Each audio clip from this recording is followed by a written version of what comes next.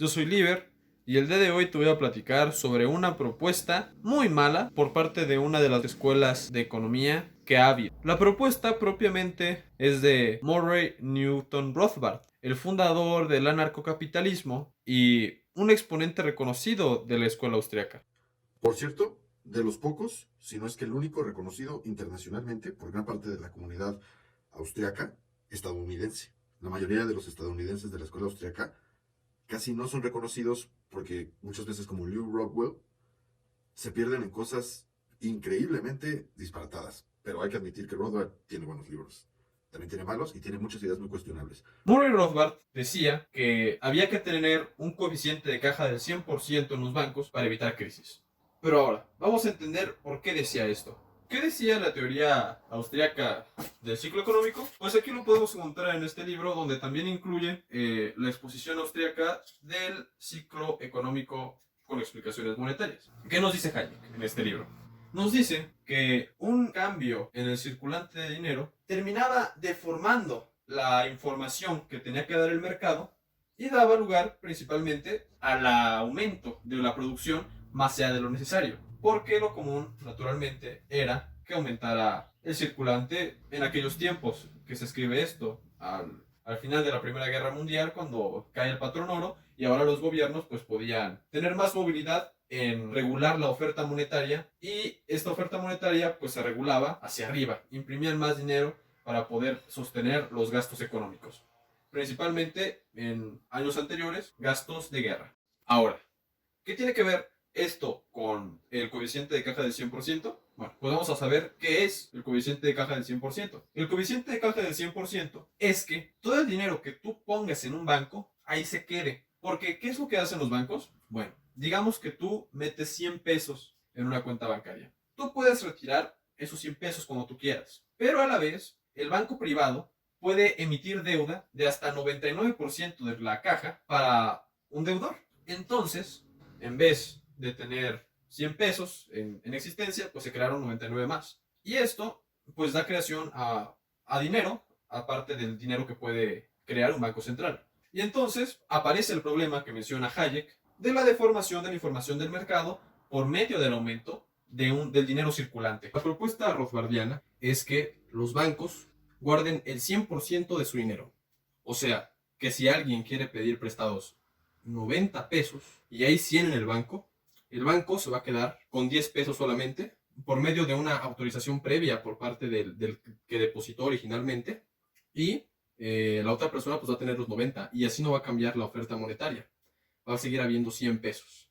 Esto Rothbard lo dice con la intención de proteger la propiedad. Dice que la emisión de deuda por parte de los bancos sin restarle a la caja propiamente y simplemente creando la deuda es un robo. Y también pues cambia la oferta monetaria, y eso nos acerca a una situación en la que haya muchas inversiones malas que conduzcan a una crisis económica.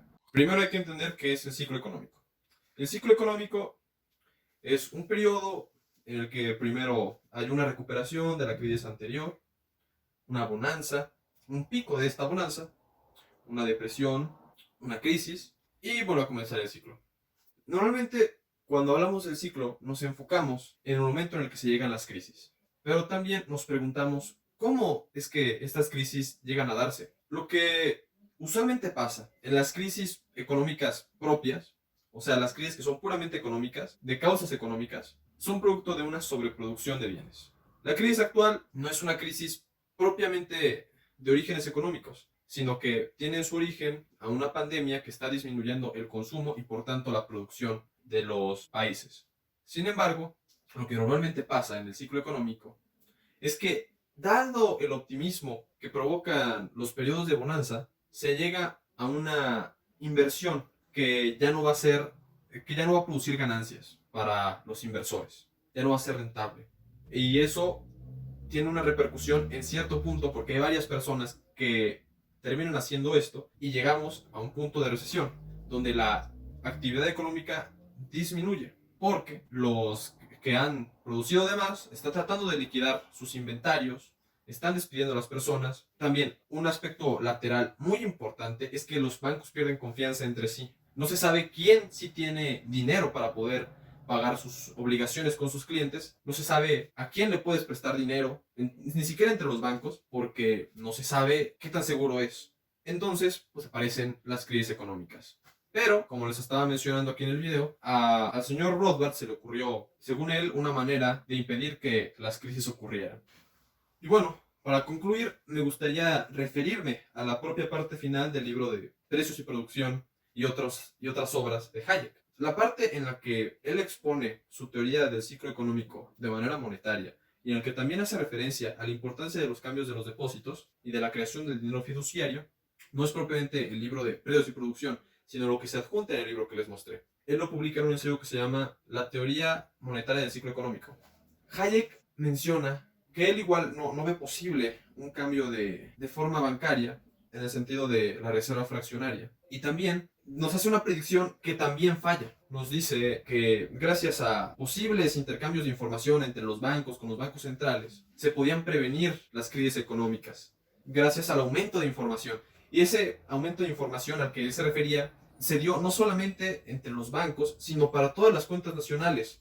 Hay que recordar que para la Segunda Guerra Mundial, Estados Unidos y sus economistas habían por fin podido desarrollar un sistema que contabilizara el crecimiento económico por medio del consumo. Y ahí se crean las cuentas nacionales que dan información económica de grandes sectores de la economía y tratan de registrar gran parte de lo que ocurre. Y esto le da información a los inversores. Y eso es un aspecto muy importante de esas cuentas, porque a partir de esto se pueden hacer estimaciones. Pero ni con eso se han podido prevenir los ciclos económicos. Llegó un momento, a mitad del siglo XX, en la segunda mitad, en la que hubo economistas que se atrevieron a decir que el ciclo económico se había acabado, porque estaban en una bonanza de la segunda edad dorada del capitalismo. Pero se equivocaron, ahí se volvieron a equivocar. Y gracias a esto nos damos cuenta de dos cosas.